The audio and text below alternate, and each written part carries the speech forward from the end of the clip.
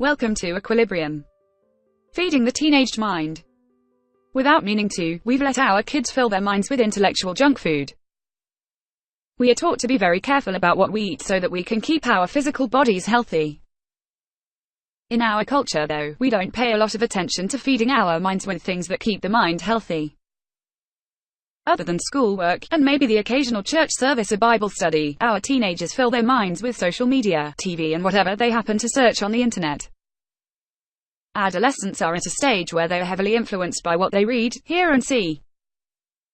As parents, it's our responsibility to strongly encourage our teens in learning things that will truly help them in life. This ranges from what they watch on TV to what they read online.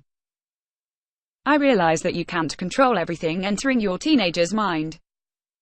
However, you can prohibit them from watching TV shows with nudity, sexual content, cursing, drugs, etc. Whatever goes against how you'd like them to act. Because these things are so incredibly commonplace, even on family-friendly shows, we have become numb to them. I was watching sports last night and a Victoria's Secret commercial came on.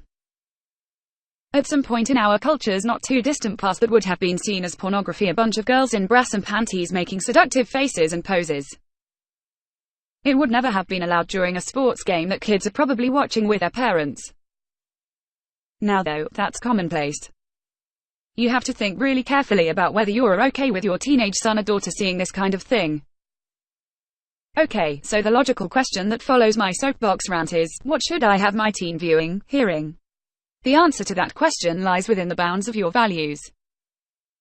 In our house we follow the Christian faith, so our kids spend at least some of their internet time using apps that help them understand their faith better. In my cousin's house, music, education and culture were highly valued, so my aunt had my cousin watching movies that broadened his horizons on different cultures. These weren't boring documentaries, just movies made in other countries that showed another view of life in the storytelling. This was intentional on the part of my aunt, and it paid off as my cousin became an adult. There also needs to be a limit to social media. It's up to you how you handle this. Maybe you limit the amount of time your son or daughter spends on it. Maybe you strongly encourage your son or daughter to follow their role models and interact with those people as often as their friends. That is one of the great things about social media, it's actually possible to interact with people you could never otherwise reach. The last thing that's really important is for you to assess how you spend your spare time. Are you watching trashy TV?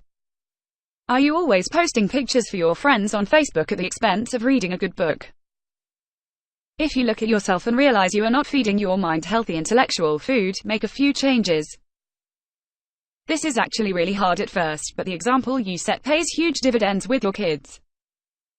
At Equilibrium we provide traditional and/or horse-involved therapy with a licensed therapist and psychologist. If you're considering therapy to find the support you need through this unique and challenging period of life, or if you have additional questions about teen counseling, please do not hesitate to schedule time with me. I look forward to connecting with you and learn more about how I may be of help. Call now. Schedule session with Dr.